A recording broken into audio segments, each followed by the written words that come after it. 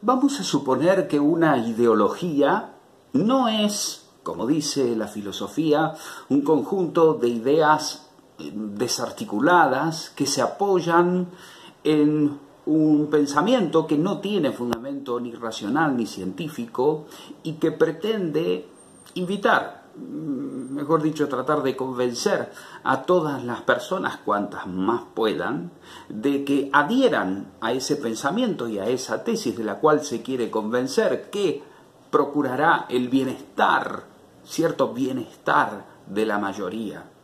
Es decir, vamos a suponer que las ideologías son verdades. Por un momentito, vamos a atribuirles, vamos a hacer este ejercicio, vamos a creer que son verdades. Vamos a creer que son verdades y que son verdades buenas. Aún así, deberíamos decir que las ideologías, en tanto que son verdades, son una presentación de algún aspecto de la realidad con sus propios fundamentos.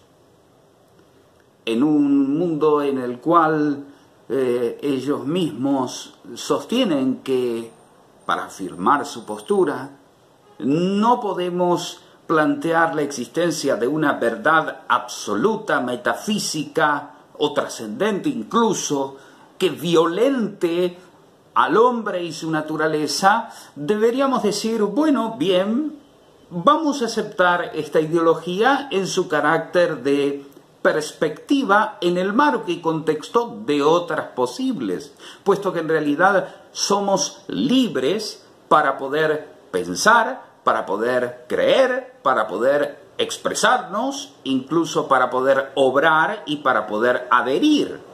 Ahora, la esencia de una ideología, por supuesto, es su divulgación, su expresión. Ahora, resulta que aquellas personas que, y ahora vamos a hacer de cuenta que los cristianos, aquellos que apoyamos o tratamos de apoyar nuestra vida en las palabras de la Biblia, de la Escritura, puesto que creemos que este libro es la palabra de Dios y que Dios nos habla por medio de este libro, a través de su espíritu, incluso de una manera personal a cada uno de aquellos que establecen con él una relación vital, una relación existencial. Vamos a suponer que aquellos que creemos que Jesucristo es Dios y que el Espíritu Santo ha guiado la composición de estos textos, incluso que ha soplado sobre aquellos que han escrito, incluso dicho, afirmado cosas acerca de la naturaleza del hombre, del obrar correcto del hombre, del obrar del hombre conforme a la voluntad de Dios. Vamos a creer que todo esto, que la Biblia es una ideología. Vamos a llamarla frente a otras ideologías. Por ejemplo, tenemos una ideología que vamos a llamarla, por decirlo de alguna manera, de género, ¿no? ¿Verdad? Entonces, bueno, frente a esta ideología de género, espero que se comprenda bien el ejemplo, tenemos una ideología que es la ideología bíblica. Vamos a suponer que frente a esta ideología de género aparece una ideología bíblica. Es decir, frente a aquellos que afirman que el hombre puede ser tal y como se autopercibe sexualmente, existe un par de locos que creemos que no, que esta idea, este pensamiento no es conforme a lo que yo creo que es verdadero. Yo creo que es verdadero que Dios ha creado al hombre en dos versiones, varón y mujer, complementarios, iguales en dignidad, iguales en derecho, y no con un fin solamente creativo, divertido de parte de la divinidad, sino con el fin de reproducir y plasmar, por su bondad y absoluta misericordia, gracia y favor, de plasmar una creación que pueda ser y contener de alguna manera toda la riqueza que pueda espejar a Él, espejarlo a Él en su gloria, cosa que no puede hacerse con un individuo de un solo sexo, sino que le ha placido hacerlo con la belleza del hombre y con la belleza de la mujer, o mejor dicho, con la belleza del varón y con la belleza de la mujer ensamblados, con la belleza del amor y de la mujer hechos una sola e indisoluble carne. ¿Qué pasa? ¿Qué pasaría con esto? ¿Qué pasaría si a mí se me ocurre hoy afirmar que contra mis deseos, contra mis atracciones, contra mis impulsos, contra mis percepciones, contra mis... Yo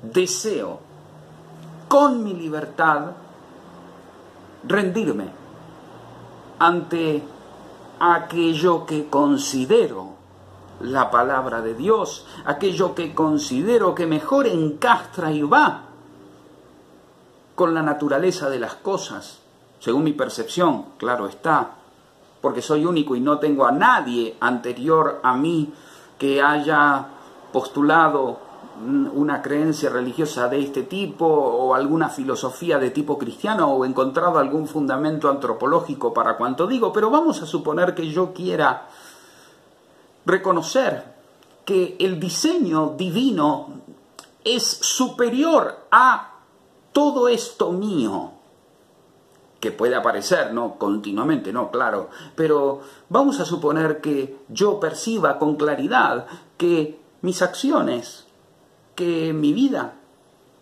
que mis proyectos es conveniente para mí, aunque a veces me cueste, aunque me cueste, y aunque me cueste la vida, como dice el Señor Jesús, conformar mi vida a esta palabra, que creo que es palabra de Dios. Vamos a suponer que yo quiera hacer esto. Y también, claro, como los ideólogos de género y de otras cuestiones, quiera proclamar, no digo marchar, proclamar públicamente la verdad o quizá la posibilidad de que otros también se sumen a esta manera de pensar. ¿Lo podría hacer? ¿Lo podría hacer con libertad?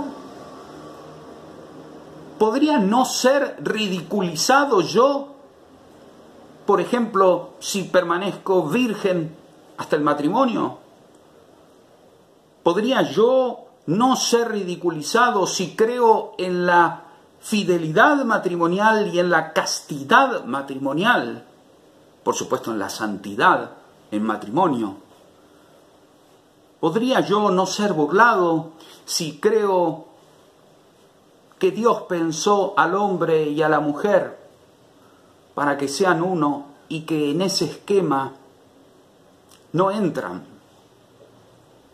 un montón de maneras y expresiones que los hombres desde hace muchos años, incluso este libro tan antiguo que es la Biblia, contiene como formas contrarias al plan original de Dios?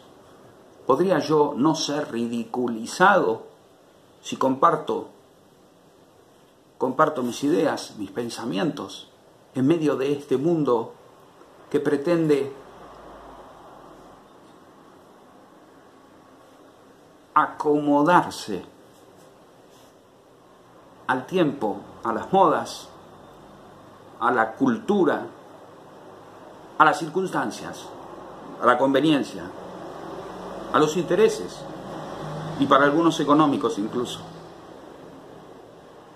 ¿Qué hago yo con este texto, con esta palabra de Dios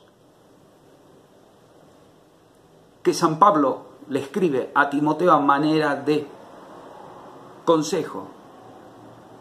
2 Timoteo 4 dice: Timoteo, te encarezco delante de Dios y del Señor Jesucristo, que juzgará a los vivos y a los muertos en su manifestación y en su reino, que prediques la palabra, que instes a tiempo y fuera de tiempo, redarguye, reprende, exhorta con toda paciencia y doctrina. Claro, estamos hablando dentro de la comunidad cristiana, dentro de la iglesia, ¿verdad?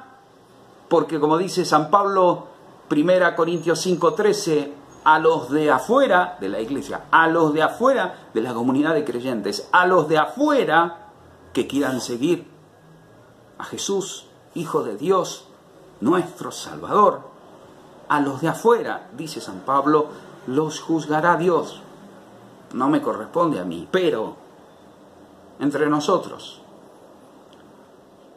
vendrá tiempo cuando no sufrirán la sana doctrina, sino que teniendo comezón en oír, comezón de oír, ¿escucharon? Se amontonarán maestros conforme a sus propias concupiscencias, sus propios deseos, y apartarán de la verdad el oído, y se volverán a las fábulas, a los cuentos, a las invenciones de los hombres, que no a aquello que es conforme ni a la palabra de Dios, ni a la filosofía humana, ni a su propósito de hallar y de encontrar la verdad. Se apartarán, sufrirán la sana doctrina. ¿Qué es la sana doctrina? ¿Cuántas veces hemos oído hablar de la sana doctrina? ¿Pero qué es la sana doctrina? Pablo se lo dice a Timoteo, ya se lo había dicho, por eso aquí lo repite. Capítulo 6 de la primera carta. Dice, si alguno enseña otra cosa, 1 Timoteo 6:3, si alguno enseña otra cosa y no se conforma a las sanas palabras de nuestro Señor Jesucristo y a la doctrina que es conforme a la piedad, está envanecido, nada sabe y delira acerca de cuestiones y contiendas de palabras, de las cuales nacen envidias, pleitos, blasfemias, malas sospechas, disputas necias de hombres corruptos de entendimiento y privados de la verdad. Esta es la palabra del Señor. Esta es la palabra de Dios para aquellos que creen, claro. Ahora, las sanas palabras de nuestro Señor Jesucristo, ¿dónde están? En los evangelios. Hay que leer los evangelios. ¿Cuántas personas se enojan con predicadores, con catequistas, porque tratan de explicar, de enseñar, de compartir, de anunciar la buena noticia de la salvación? Un montón. Hay un predicador que sostiene que no se puede hablar de la buena noticia si antes no se da la mala noticia del pecado. ¿Está mal esto? El catecismo de la Iglesia Católica enseña que el pecado y el mal es el reverso de la buena noticia de la salvación. Tengo una buena noticia. Tengo una buena noticia.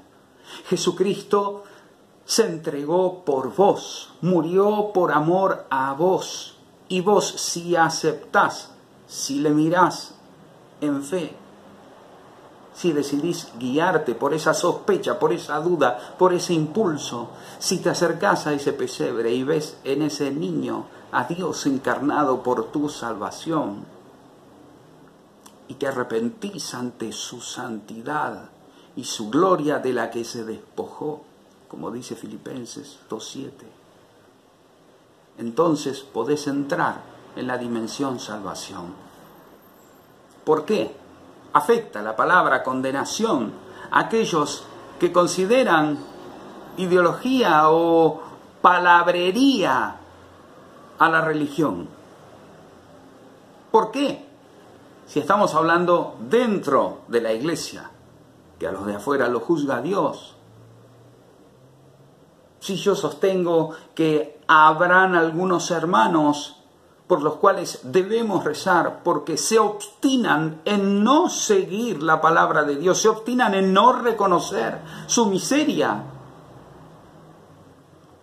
no ya sus errores, su carácter cerrado a Dios, cerrado a la gracia, cerrado al Espíritu Santo y a su obra regeneradora. ¿Duele? ¿Punza? ¿Pincha?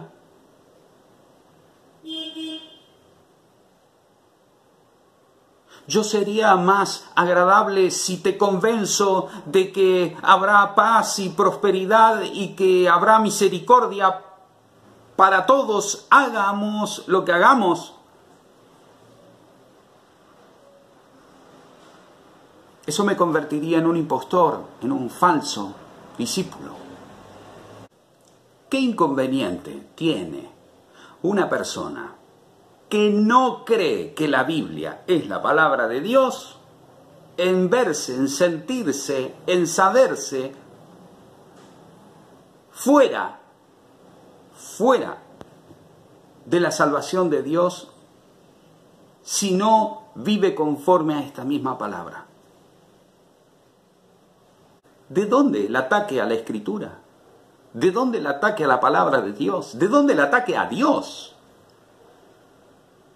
¿Y de dónde nuestro silencio? Dios no necesita que lo defiendan. Es grande y se defiende solito. Amén a eso, claro está. Pero está su palabra y nos manda a anunciar el Evangelio. El Evangelio es de salvación, pero es de salvación porque Jesucristo vino a librarte, a librarnos, a librarme de la condenación. No hay mucha vuelta más. Sí, vino a compartir con nosotros la vida, vino a ser nuestro modelo de santidad, vino a mostrarnos el camino que debemos seguir para alcanzar a Dios. Sí, pero eso lo pudo haber hecho quizá algún otro profeta, alguno de los que nosotros consideramos santos, quizá. Pero nadie pudo haber dado su vida en representación tuya, mía, nuestra. Asumir tus pecados para que vos puedas asumir su inocencia. Padecer Él, tu pena para que vos puedas padecer su libertad. Ya sé que muchos no creen en esto. Yo no los odiaré, rezaré por ellos. Pero, ¿cuál es el derecho que tiene un hermano, una persona, para atacarme por el hecho de que yo crea que la palabra de Dios es para mí el conjunto de valores, el conjunto de pensamientos, la visión que quiero que rija mi vida? A nadie se le ocurre atacar a un seguidor de un filósofo, a nadie se le ocurre atacar a un fanático de tal o cual deporte, a nadie se le ocurre atacar incluso a otros ideólogos. ¿Cuál es el problema con la religión? ¿Cuál es el problema? Entiendo, mi quehacer es filosófico además, entiendo que hay personas que no piensan como nosotros. Entiendo que hay personas que no les interesa en absoluto ser perdonados, ser redimidos. Y por supuesto, tener frente a sí como panorama y horizonte la eternidad junto a Dios. Lo comprendo, me cuesta, pero comprendo que no. Comprendo por el don de la libertad que Dios nos dio que podemos decir no. Ahora, ¿por qué no comprenden aquellos que nos hemos acercado a Dios con nuestras miserias, con nuestros pecados, y que nos autopercibimos perdonados por Dios y en camino, junto al Espíritu Santo, hacia la casa de nuestro Dios. ¿No estaría bueno habilitar la posibilidad, en medio de tantos derechos humanos, en medio de tantos derechos, habilitar la posibilidad universal de autopercibirse hijo de Dios, de autopercibirse salvo por la fe, por la gracia, de autopercibirse discípulo de Jesús? ¿Con quién deberíamos hablar?